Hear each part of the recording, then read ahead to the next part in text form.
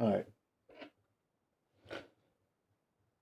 So we are going to begin today with the key concepts for experiment 7. We are going to look at DeMorgan's law. We are going to look at the difference between combinational and sequential circuits. We are going to look at a specific type of flip-flop called a JK flip-flop, which falls in the category of sequential circuits. And while we are addressing the first three topics here, we'll be looking at several examples to get a better understanding of these things. And then in a separate video, we'll talk about the circuit building component of experiment 7. Not all of them. We are just going to be worrying about part A and B for today. So DeMorgan's law is a very useful law which operates on binary inputs. So let's assume that we have two binary inputs, A and B. These are binary inputs. If I assume that DeMorgan's law has two versions, the first version says if I NAND A and B, so I AND them first and then I invert the result, which can be written as A NAND B. I guess we can choose a different color for the operator. Um, or you could also write it as not of A and B.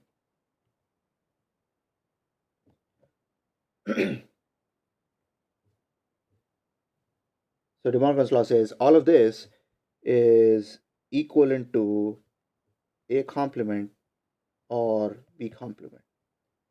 So instead of having the binary variables and at first and then complementing the result, it is the same thing as inverting the results, inverting the inputs first, and then using a complementary operator. So A becomes A complement, B becomes B complement, and becomes OR, and vice versa. So we are going to later on prove this, but that's the law. Uh, Using symbols, we can write the same thing as A NAND B is the same as complement the inputs first and then go through an OR gate. So I've got A here, B here. This is A complement or B complement. And De Morgan's law says that both these are going to be the same. So that's the first version of this law. The second version is exactly the opposite side of the coin. So instead of doing AND, we are going to do NOR. So we have got this as, let me just make things easier a bit, uh, because all these are going to be very similar with a few tweaks here and there. So this is going to become NOR. This is going to become something else. So let's change that. So let's see. I have this as A NOR B, and this is going to be the same thing as not of A or B, which by using De Morgan's law, I can write that as complement A, complement B, and then put a AND gate between them. So using symbols, I can write that as this is going to be OR.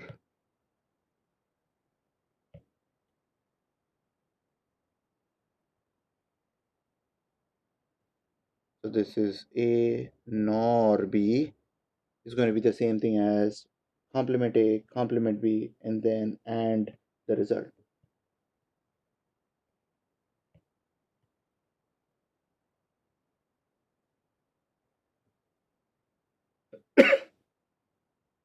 So these are the two versions for DeMorgan's law. It's a very useful law in trying to simplify things, and we'll see a few examples in which we use this law. Okay, so having talked about that, let's you see what we are really doing here. A very quick way to look at this is if you have a some operator and or b, you complement the first operator, you complement the operator as well, you complement the second input to get your equivalent of the first one. So let's see. We were looking at two inputs. How about if you have more than two inputs? So for example, how would this change if we had, let's say, three inputs? Well, we could continue applying the same logic. So we complement A, we complement the AND operator becomes OR, complement B, or C complement.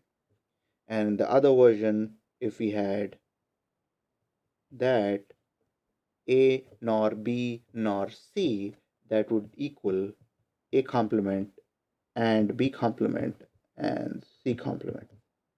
And of course, you can extend this to several inputs, but that's going to be valid. And we need to prove this in order to believe it.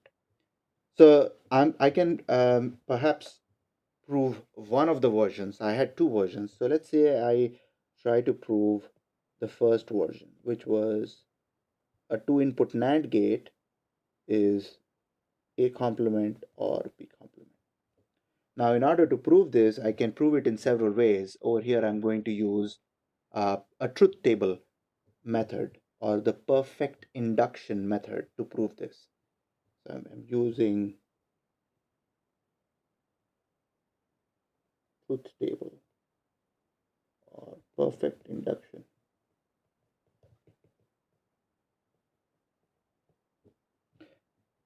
And this method essentially is check this for all possible values of A and B, and if it is true for all of them, then it holds true. So let's build a truth table quickly. Let's have a column for A and B, a column for A and B, a column for A NAND B, a column for A complement, column for B complement, and a column, the last column for A complement or B complement. Let's write the headings here. I've got A, I've got B, I've got A and B here, got A NAND B next, got A complement, B complement, then I've got, and I'm doing this step by step just so that you can see the progression. However, when you're doing this for yourself, you don't have to write down all these columns. If you are good at doing this in your own head, of course, you can simply write the input columns. Um, you write the A and B column and write the last column and try to see if they match up. So let's go through this list here. Um, because I have two inputs, A and B, and each of them can take two values, 0 and 1. I'm going to have four possibilities here. And if I treat B as least significant or the rightmost bit, then that is going to change the fastest. And A is going to change half the speed. So it's going to go 0, 0, 1, 1. And A and B is going to be 1 only when they are both 1. So only over here. And the rest of the options, it is going to be 0 because at least one of them is 0. A NAND B is going to be the exact opposite of that. So 1, 0, sorry, 1, 1, 1, and 0. A complement is going to be the exact opposite of A. So A is 0, 0, 1, 1. A complement will be 1, 1, 0, 0. B complement will be 1, 0, 1, 0, exactly the opposite of B. And then the last column is do the OR operator between A complement and B complement. So at least one of them should be a 1 or true in order for A complement or B complement to be true.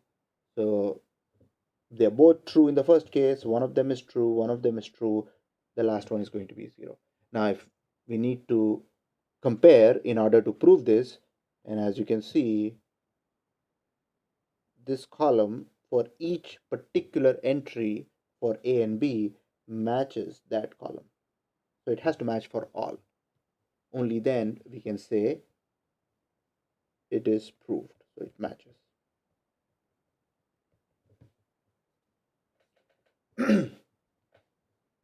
Why is A 0011? A is 0011 because I had to, so my goal is to have the four unique possibilities between A and B listed. And I could have written 0, 1, 1, 0, 1, 1, and 0, 0. Or I could have chosen any arbitrary uh, pattern to go in there.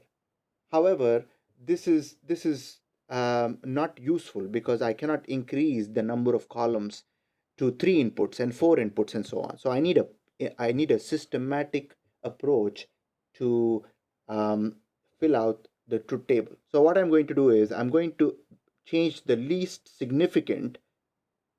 I'm assuming that B is that, and I'm going to change it really fast, and I can only change it 0101 because those are the only options here.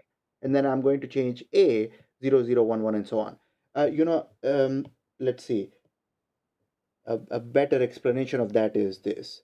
Say you were counting in decimal, and everybody knows how to count in decimal. How would you do that? You would say 30, 31, 32, and so on. You would go 39, then you would change that, and then you would go 49. You see what you're doing here? You are essentially keeping the least significant bit, and you are going through all the possibilities. So for example, over here it is going to be 0 through 9, 10 possibilities, because this is a decimal number system. However, we have a binary number system in which we only have two possibilities, 0 and 1. So we are going to keep the next or the most significant digit fixed while we change the rightmost. And then once we exhaust all the 10 possibilities, we will increment this by 1 and then run through the 10 possibilities again. So this is how we count, and I'm simply using that same approach over here. So just to completely answer your question, we do not need to specifically choose that pattern. I could have chosen this pattern. However, all of these entries will change accordingly, but I will still have a match in those two columns. All right, so next question is, shouldn't B complement be the opposite of A complement? B complement will be complement of B. So B is 0101. B complement will be 1010. Oh, okay. All right, I hope that was useful.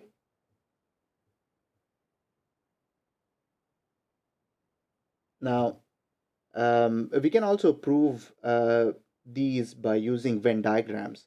So if you're familiar with set theory and the concept of using Venn diagrams to prove identities, we can also do that using intersection between sets and union between sets. We are not going to do that, but I just want to point that out, that we can use Venn diagrams to prove this. And Venn diagrams are helpful in proving these because they rely on shaded and not shaded parts. They are, which is binary in nature. So if we associate 0 to not shaded and 1 to shaded, we can use Venn diagrams to prove such Boolean algebra properties. That's essentially what this is. This is a Boolean algebra property. We are going to stick with the truth table method to prove this. Okay, moving on. Let's answer this question. We have seen NAND gates, but what if you attach both the inputs of the NAND gate together, tied to one input? So essentially what we are saying is X is a binary input variable that controls both the inputs of a two input NAND gate. What is going to happen at the output? Well, to do this, I can use DeMorgan's law. See how we do that. So if X is the input, that means that I have X available over here and I have X, let me write it out. I have X available over here, I have X available over here. And the first thing I'm doing is I'm ANDing them, and then I'm doing a NOT operation. So that should look like this. Using a logic expression, I can write, say this is my output Y. Y is going to equal, I take X, I AND it with itself first, and then I complement the result. So let's try to figure out what is X and X. So let's try to focus on what is this, X and X. Well, X and X is going to be X. X is a binary variable in this case. And we can prove this by picking up the two possibilities of X. We could have false and false, which is false, or we could have true or true, which is true. So X and X should equal X. So going back, this should equal X, and then the complement sign carries over, which means that this is a NOT gate. It is taking the input X and complementing it to obtain the output. So that's a NOT gate. So whenever you have a NAND gate in which both the inputs are tied together, it is equivalent to a NOT gate. Let's take a look at this. You have at the output, let's assume that this is some say Z. Z is going to equal, I have Y or Y, and then I need to complement that because of the bubble. This is going to equal Y complement and Y complement. So I'm trying to prove this in a slightly different way. Earlier, I did not use DeMorgan's law. Right now, I am using DeMorgan's law. So Y complement and Y complement, what is that? Well, if X and X is X, then Y complement and Y complement should equal the same Y complement. So again, this is also functioning as a NOT gate. So for both NAND and NOR, the property is if you tie their inputs together, it is equivalent to a NOT gate.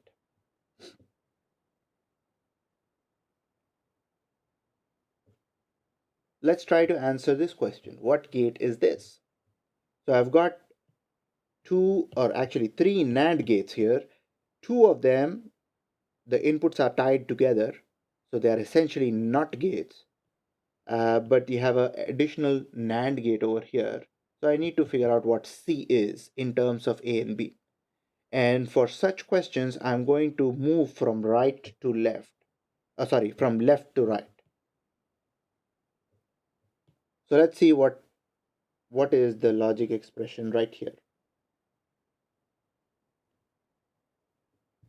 Well, if A goes in to a NAND gate in which it is the same input, then the output is going to be A complement. We proved that just a bit ago.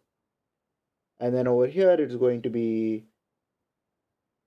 B complement.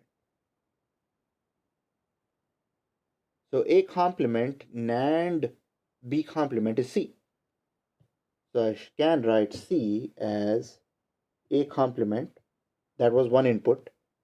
The other input was B complement. And I had an AND gate between them. However, I had to complement the result as well because it is actually a NAND gate. So this, you can apply DeMorgan's law and say A complement, double complement, the operator changes to plus, and B complement also gets complemented. This is again by using DeMorgan's law. And we all know what happens if you negate twice, 0 to 1, 1 to 0, you get back the 0. And if you had started with 1, you go from 1 to 0 back to a 1. So it's the same variable. So double negation should cancel out. So A double complement becomes A, or remains as is, B double complement becomes a B. So C, in fact, is A or B, which means that this is an OR gate.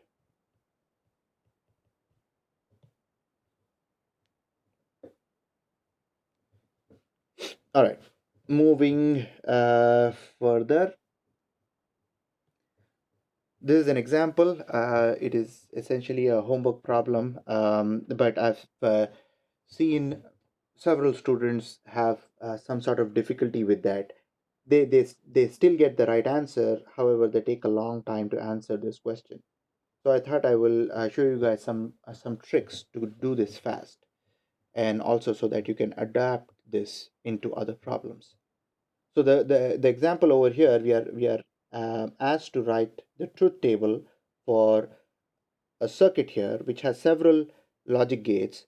We have two NOT gates, we have one NAND gate, and NAND OR. So we have a few gates. However, we have looked at their truth tables and what they do to the inputs in previous lectures. And because we have two inputs, we are going to have a four row truth table to fill out. My inputs are A, B, and the output is Q. And because I know that there are two inputs, I straight away know that the possibilities are going to be four of them listed as this: 0, 0, 0, 1, 1, 0, 1, 1.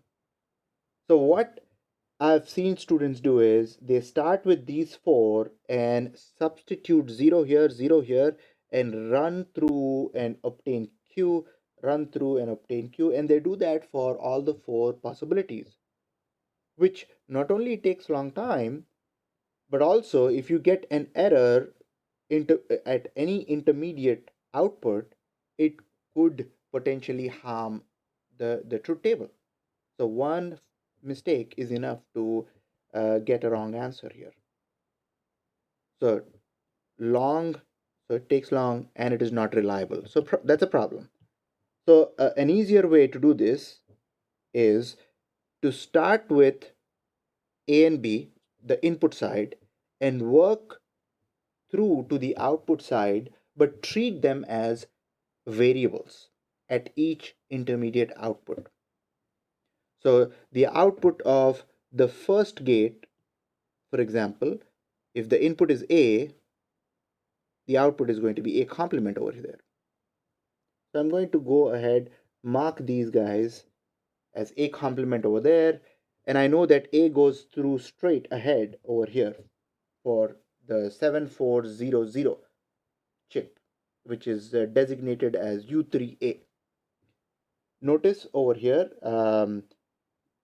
7400, 7408, 7432, these are the chip part numbers which identify what logic gates are inside that chip. But there is also a designator for that particular component on a schematic: U1A, U3A, U2A. So that is only a reference as far as this particular schematic is concerned. So if you want to talk about this particular NAND gate, instead of talking about a NAND gate, because there could be confusion between this and this, you say U3A and U4A instead. So you reference them using their designators. All right, at this point, there's a question. Q equals 1, question mark. Q is not going to equal 1. So let's continue working here. I've got A complement. So let's see what the output of U3A is going to be. The output of U3A is going to be A complement and have a NAND between them. So AND A and then complement. And this, if I just look at A and A complement, that is going to be 0. I still have the complement sign carrying over, and this 0 complement is going to be a 1. True. Let's try to see if my claim is correct. So I'm claiming that A complement and A is 0. So let's see, A complement and A. Well, A can be 0 or 1, right? So A could be 0 or A could be 1. Uh, Perhaps a better way of saying that is this. So suppose A is 0. What would that imply? That would imply that A complement and A is 0 complement and 0, which is 1 and 0, which is 0. And A could also be 1, which implies that A complement and A is 1 complement and 1, which is 0, and 1, which is also 0. So at least one of them will be false, so it has to be false. So this should equal 0. It's independent of A. So that I used to map over here, and then 0 complement is going to be 1, so that should be okay. So I've got an entry over here. So one of the inputs of U5A is going to be 1. I know that now. Let's work back here. The input to U2A, a NOT gate, is B. So over here you should have B complement. Um, how about over here? One of the inputs is 1, the other input is B complement. So B complement and 1 is going to equal B complement. And again, you can prove this in a similar way. 0 complement and 1 is going to be B complement. So you can prove this by saying, using this. So you can have X complement X and 1. What is X and 1? Well, X can be either a 0 or a 1. So when it is a 0, you have 0 and 1. When it is a 1, you have 1 and 1. In this case, it is going to be 0. In this case, it is going to be a 1. So that is the same as X, because over here we assumed X is 0, over here we assumed X is 1. So by running through the possibilities of X, you can quickly derive these. So B complement and 1 is going to be B complement. How about over here, 7400, U4A? We have 1 as one input, B as the other input. So we have B and 1 complement, which is simply going to be B complement, because B and 1 is B. We saw that over here. X and 1 is X, so B and 1 should be B. The complement sign carries over. I think we are ready to write Q now, because the Q was related to the two inputs of U6A, and we know both the inputs here. So Q is going to equal B complement or B complement, which is simply going to be B complement. And the reason for that is X or X is X. And I can prove that by looking at 0 or 0, false or false is false, true or true is true. So X or X should equal X. So what we have for Q is essentially B complement. So let's see. Now it's going to be extremely simple to fill out this table. B is 0, 1, 0, 1. Q is B complement, so it should be 1, 0, 1, 0, and done. Independent of A. All right, so I hope this example saves you a lot of time and gives you some indication of how to work through a circuit like this using logic expressions instead of actual values, because it would take a lot of time. Questions so far? So we've been talking about DeMorgan's law, been talking about an example that is shown on the screen here. So is that example a bit?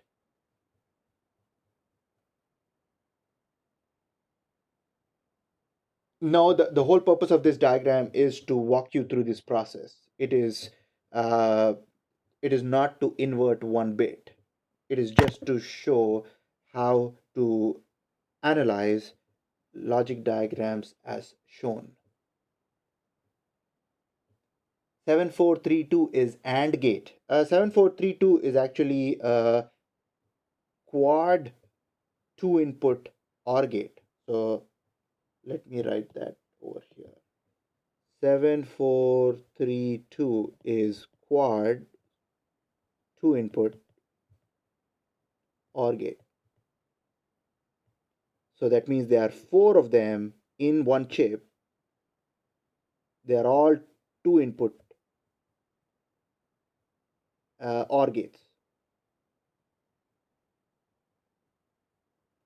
And of course, that's a 14 pin IC. Let's see. What happens to the truth table after U5A? So we are not writing the truth table after stopping the analysis at any point here. So U5A, the output is B complement, so it would be the same. Uh, if we stopped here, it would be B complement, it would be the same. And if I put the OR gate between them, it is still the same because B complement or B complement is B complement. So there is no real difference over there. So again, the whole purpose of this example was to show you a few Boolean algebra properties, how do you prove them quickly, and mainly to work through this logic diagram from left to right by using variables as opposed to using zeros and ones.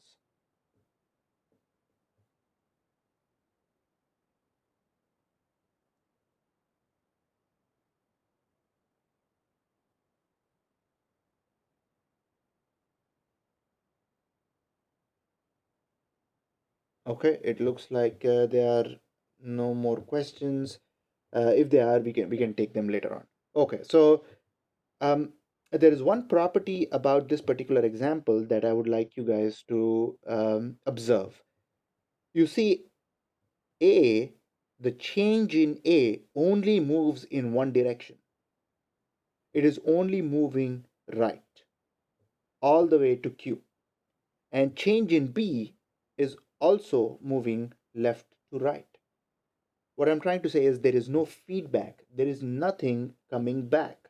There is only one direction in which things are moving.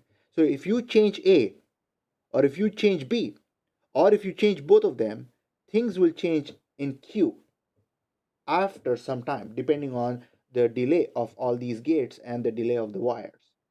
But that's it. It is going to be changing Q, and Q, in other words, is going to be dependent on the present values of A and B. So that is a combinational circuit. In fact, all the things that we have been seeing so far were combinational circuits. So let's try to distinguish between the two. There are two types of digital circuits. One is combinational and the other is sequential. So combinational circuits are those in which the output, or you could have several of them, so outputs, uh, output or outputs depend on combination of present inputs. Keyword: combination of present inputs. So for example, your light bulb. So you change the state of the switch and your light bulb responds to it right away. So that's a combinational circuit. It's not like it is memorizing what you did and it is turning it on and off sometime later. It is an instant change in the output depending on the state of the present inputs. The other variation of this is sequential circuits. So before I start talking about sequential circuits, um, I like to give you a real world analogy. So imagine a combinational lock on a door. So on campus, you might have come across several doors to which access was granted upon entering a 4-digit pin or 6-digit pin. And if I were trying to design the logic for that using these elements, then I would need the ability to remember the first digit and the second digit and the third digit. And then, depending on the fourth digit coming in, I would either open the door or, sound an alarm, for example. But I would need the ability to keep track of the past inputs. That is a sequential circuit. So, a sequential circuit is one in which the output, or there could be more than one output. So, output or outputs depend on sequence of past inputs. Keyword sequence. They also depend on present inputs, but they also depend on past inputs. Present inputs and past inputs. I can probably write both of them here. Present, past, and present.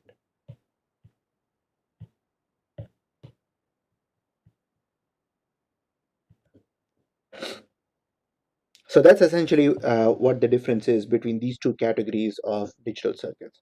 And as you might imagine, combinational circuits are slightly easier to look at and understand and design. Combinational circuits are slightly more complicated, and but they're very, very useful, like I talked about with the combinational lock example.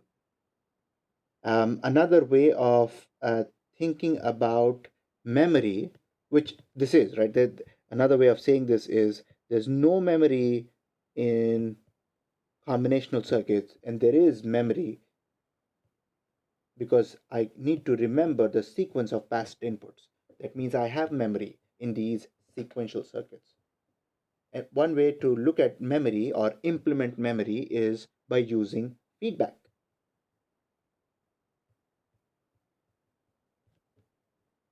So think about, if you were trying to memorize, say, a line, right? So suppose you're trying to memorize a number, a 10-digit number. Well, if you read it once, you might remember it only for a little bit. But if you want to make sure that you remember it for the long time, for a long time, you probably have to do revision, right? Like say that number, 10-digit number, multiple times. That's essentially feedback to yourself. And if you do that enough number of times, you might remember it for a longer time. Um, I also like to think of sequential circuits using a conveyor belt. So memorizing is very similar to, if you think about a conveyor belt.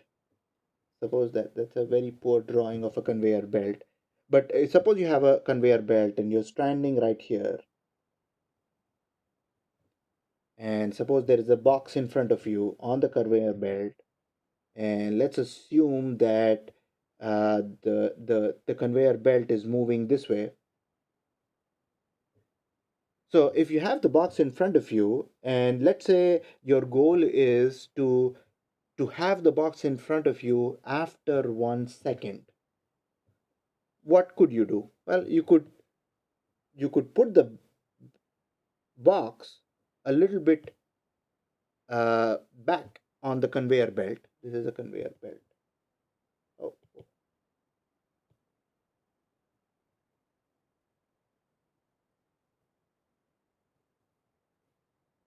So, and it's moving from left to right. So if you want to look at the box, say after 1 second, what you can do is you can put it away from you, and because it's moving in the direction of left to right, after some time, it is going to come right in front of you. So what you did is you did feedback. You essentially moved it from this location to that location, and because it was still using the propagation delay of the gates and the wires, it still came in front of you. So that's how we sort of mimic memory in circuits. And we'll try to look at that concept of feedback and how all of this is done, um, either today or on Thursday. With all of this, remember one key thing. we are able to do this. We are able to implement memory, and our friend, what is helping us implement this memory is actually the propagation delay through the gates.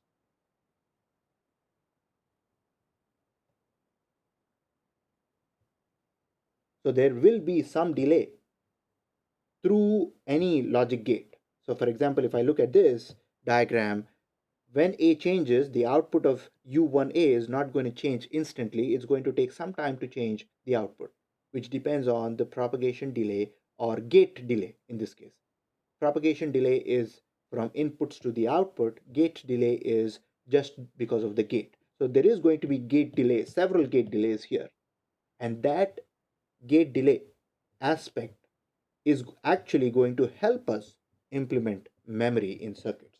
And we'll look at that pretty soon. So it might, you might think that it is actually something that we want to reduce to make things fast, but it's actually helping us implement memory. Let's move forward. So the sequential circuit that we are going to look at in detail for electronic instrumentation is the JK flip-flop. And the JK flip-flop using a symbol looks like that. So it's the 74107 chip. That particular chip actually has two JK flip-flops inside it.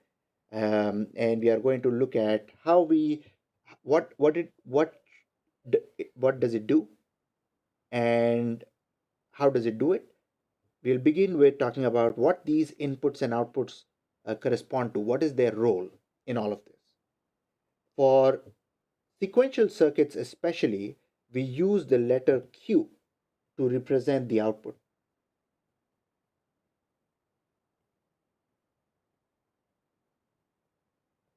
So if you have four outputs, you might choose to represent that as Q3, Q2, Q1, Q0. For example, if you have a 4-bit counter that we are going to look at in a later class, the outputs could be Q3, Q2, Q1, Q0. All of them combined is a 4-bit output. But Q is what represents an output. Q complement is also an output, but it is the complemented version or the inverted version of Q. So the question is, why do we have two outputs which are essentially the same thing? Well, we have that because most manufacturers give you true and complemented version of the outputs just for a safety purpose. So we have Q available on pin 3 and we have the complemented version of Q available on pin 2 from that 7410 chip, 107 chip, which has two JK flip-flops inside it. So Q and Q complement are the outputs. Okay. Next, let's talk about pin number 13. Pin number 13 is actually connected to CLR, which stands for clear. And there is a bar over it. So what does that bar signify? Why is there a bubble over there? So let's talk about that. So clear is actually clear. And you might use it, can be used to make Q 0. So if you want to clear the flip-flop, which means that you are trying to make this output of this flip-flop, which is Q, into a 0, you can use the clear pin, which is pin number 13. If you make Q 0, consequently Q bar becomes a 1. So you get a 0 there and a 1 there, and you get that. One of the ways to get that is to connect pin number 13 to ground. And see why I connected it to ground. I connected it to ground because it is an active low signal. So that bar over CLR suggests that it is an active low output. So CLR is an active low input. Sorry. So if you want to activate clear, you connect it to low. It is activated when it is low. So the one way I can make things low is by connecting it to ground. And if I did not want to clear it, then I would connect it to, for example, plus 5 volts. So if I don't want to connect it to, if I don't want to clear it all the time, then I connect it to plus 5. If I do want to clear it, I connect it to ground. So that's one key thing that um, you need to remember as far as the symbols go. That bar should tell you, that bar followed by that bubble should indicate that it is active low. And similarly for Q complement, you see that this is also a active low output. This is an input. So active low input. The rest of them are active high. In general, things are active high. So one would indicate good, high, positive, like things that are going well. Zero would indicate negative, low, false, and so on. Let's see. Uh, okay, so let's talk about J and K. Well, J and K are two inputs. So J is a 1-bit input,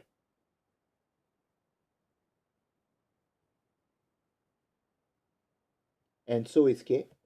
K is also a 1-bit input, and they essentially control both these. They control what the JK flip flop does. And it can do 4 different things. So it can do 4 different things. And depending on JK, because there are two inputs, you have 4 possibilities 0, 0, 0, 1, 1, 0, 1, 1. So it can do a maximum of 4 different things. And before I went into all of this, probably the first thing I should have mentioned is, why are we using flip flops? Well, the goal is this: to store information. That's the primary objective, to store information. And the information is available to us in the form of bits. What are bits? These are binary digits. So we're talking about 0 and 1. So if I want the ability to store 0 or store 1, well, those are my two options, right? So let's list them. So I may be interested in storing a 0. I may be interested in storing a 1. However, if I want to store a 0, I have to first make a 0 and make a 1. So I can make something a 1 and then I can store it, or I can make something a 0 and then I can store it. So these are some of the things that I might be interested in doing, and these don't map one to one, but the JK flip flop, or the specific values of J and K control what we are doing with that JK flip flop. More on this in a little bit. So that's what J, by the way, J stands for jump, K stands for kill. And when you're jumping something, what are you doing? When you're jumping a car, what are you doing? You're starting it, you're setting it. And when you're killing something, what are you doing? You're resetting it. So jump is sort of used, not entirely, but is used, that particular input is used to make Q1, set it to 1. And K, you can say, you can use it to make Q0. Already you can see two ways you can make the output 0. One is using the clear input by connecting it to ground, and the other way is to use the K. More about these also in just a bit. In the meanwhile, I'll take a question. Okay, let's see here. So when does it do all this storing and resetting and all of that? Well, that is done based on a timing signal. That is going to be our clock signal. CLK stands for clock. And you notice there is a triangle over there is a bubble over there, and it is going to be pin 12 of that chip. So what does the bubble signify, what does the triangle signify, and what does the typical clock signal look like? Let's take a look at that on the next slide. So a clock signal is essentially a timing signal. So it goes high, low to high, high to low. It's a square wave signal.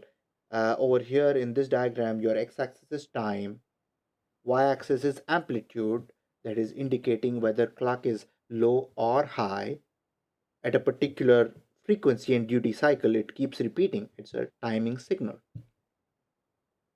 Um, so what does that triangle indicate in that diagram? That indicates that the JK flip-flop is edge triggered. So the triangle,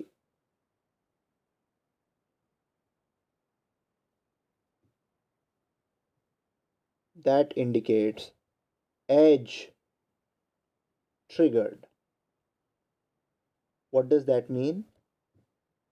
It means that my JK flip-flop, this particular component, is sensitive or is being triggered by edge on the clock. So obviously the next question is, hey, I have several edges on the clock. One edge goes from low to high, the other kind of edge goes from high to low. Which edge am I sensitive to? Well, for that, you need to look at the bubble. There was a bubble as well in front of that triangle. So the bubble signifies negative edge.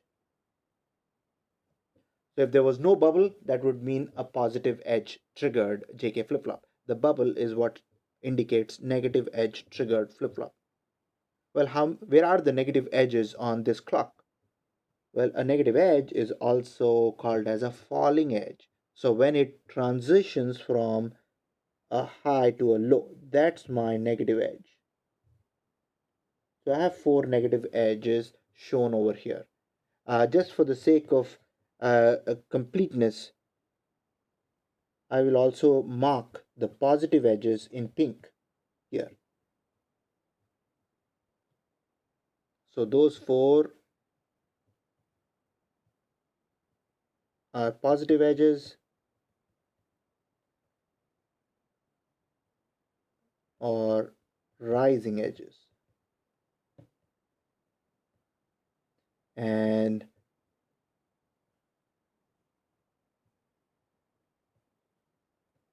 the blue ones are negative edges or falling edges. So if the question is, if it was only a bubble, would the single just keep getting higher? So there is no such thing as just having the bubble. For a clock input, it doesn't make any sense. If it is there, that means it is not a flip-flop, it is a latch. um, Flip-flops by definition are edge triggered components, so you should see the triangle irrespective of whether it is a positive edge triggered or a negative edge triggered. It will be edge triggered. There are other types of sequential circuits. For example, you may have latches. Those are level sensitive, so they are sensitive to the level of the clock, low or high level of the clock.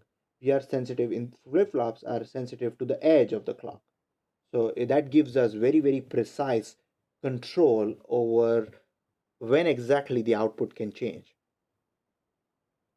So you could have latches, flip-flops, or registers. So these are all examples of uh, components that have memory inbuilt. Flip-flops specifically are edge triggered by definition. So we will have the triangle. We may or may not have the bubble.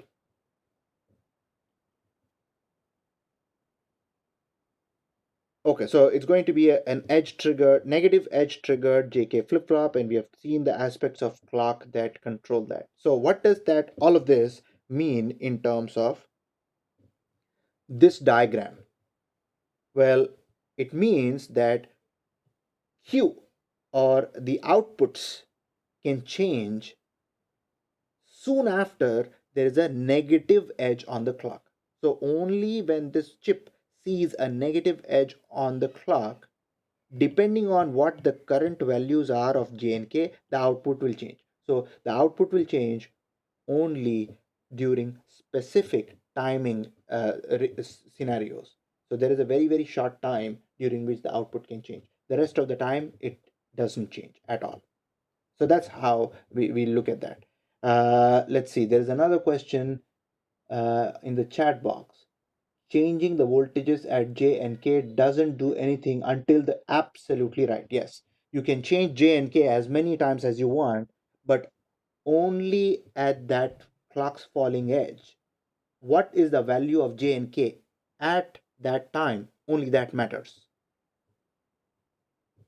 And that's how we find out what the output is going to be. All right, so let's continue over here. So the next thing we are going to talk about is, we said there are four things that this JK flip flop can do. Let's list out those four things. Let's start all the way to our input side. Inputs are J and K, jump and kill. Because there are two binary inputs, we certainly have four possibilities.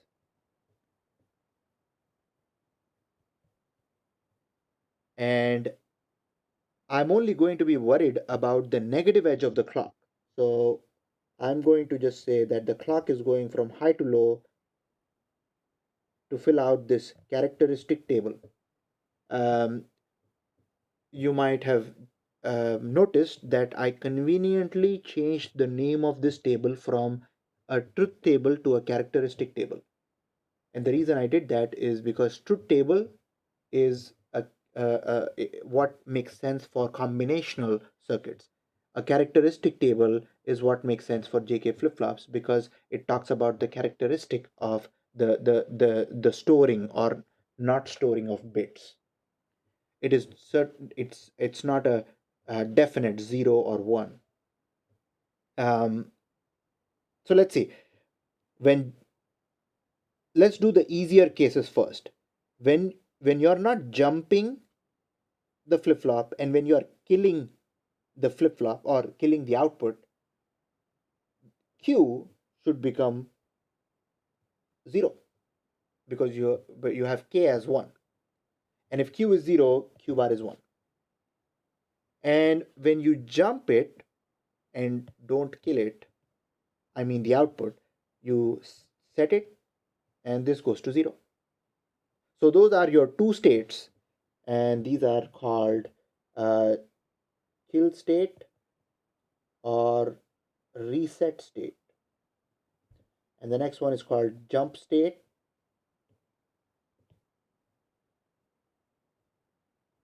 or set state. So we are talking about those four things that this flip flop can do in terms of its four states. So we can kill it, we can jump it. Okay, let's see. The first one is going to be store it. So there is going to be no change here. What does that mean? That means that if the previous output, previous to the clock falling from high to low, was a 0, it will continue to be a 0. If it was 1, it will continue to be a 1. So there is no change in the output. It is stored, it is memorized, it is held. So that state is a store state or a hold state or memory state.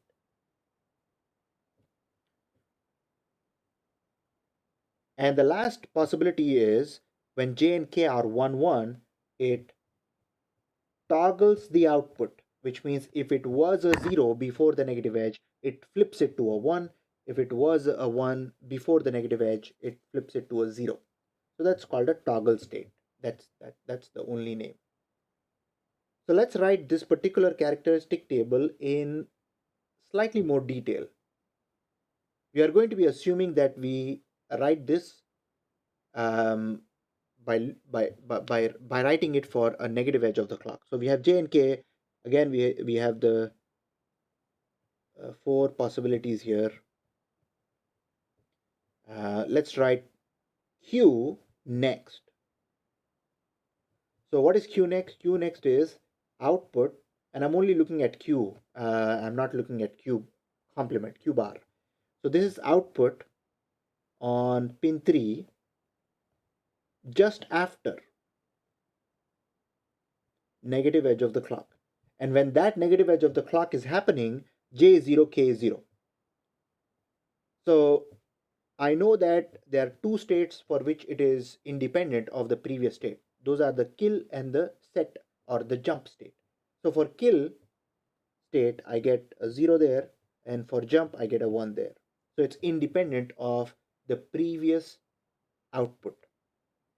However, q next is going to be the same as q previous in the case of the store state. Store state is when j is 0, k is 0.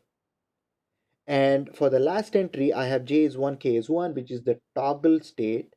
This will be whatever it was before the negative clock edge, you have to flip it. Q previous complemented. And of course, in this, Q previous could again be a 0 or a 1. So in fact, you can go one step ahead and make this into sort of a bigger table. You can have J, you can have K, you can have Q previous, and then you can have Q next. So 0, 0, 0, 0, 1, 0, 1, 0, 1, 0, 1, and uh, all the 8 possibilities. And depending on this, and as you can see, J0, K0, so that's the first two. Q previous is Q next. So I just copy that over. For the next two, we are in the reset state or the kill state. So it doesn't depend on Q previous. It is going to be 0. And then in the next two, we are setting it or jumping it. And in the next two, we are toggling it. So 0 becomes a 1 and 1 becomes a 0. So this is sort of a little bit more detailed um, characteristic table. Okay, there have been several questions on the slide, on the chat. Let me go to them now. Let's see, where did I stop? So I talked about this. So changing the voltages, yes, we talked about that. What does toggle mean? Toggle means flipping things, toggling them from 0 to 1 or 1 to 0. Toggle means flipping it. Thank you, Derek. Depending on whether Q was 0 or 1 before the clock. Okay, so you explained that. All right. Why is clock always falling edge? Again, because I am assuming that I am observing this particular flip-flop, which has a bubble over there, which means it's going to be a negative edge triggered flip-flop. If that was not present, if that bubble was not present, I would only be talking about positive edge of the clock. That's just how the JK flip-flop is designed. The rising edge doesn't trigger the chip, so Q doesn't change. What does Q previous and Q next means? You know what? To answer that question, let us ask another one. So what I'll do is I will draw some timing diagrams.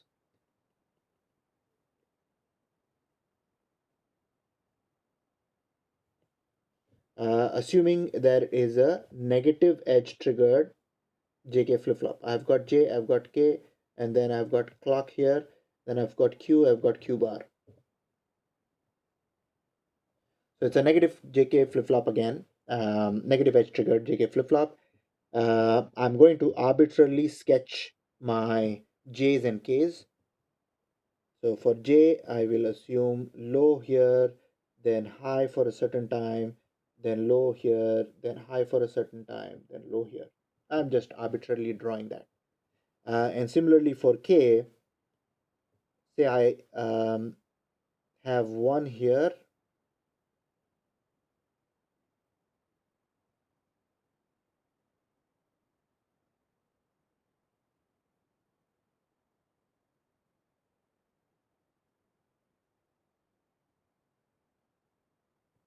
something arbitrary. So x-axis is time. I'm just drawing some timing waveforms for J and K. And because I've sketched a pretty good looking clock, I can borrow that.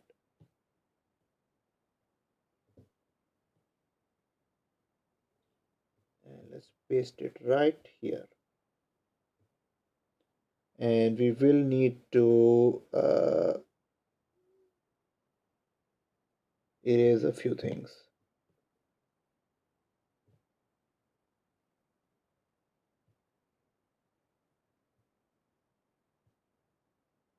All right, so that's my clock.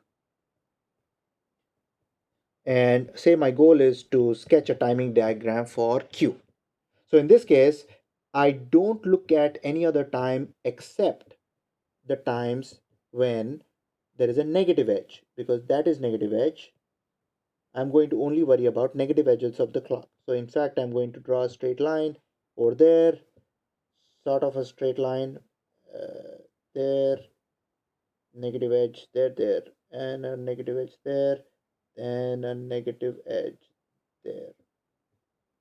So there are four negative edges to this, assuming that these are all vertical lines. So when and let's label them A, B, C, and D. That's TD, TC, TB, and TA. Those are the times at which those negative edges occur. So if I assume that until the first negative edge occurs, I absolutely have no idea what the output is. So until that time, I have no idea what the output is. But when the first negative edge happens, well, to do this, I will have to assume a starting state because I started with a toggle state. I wish I had started with a set or a reset state. So let's assume that we start with Q as 0.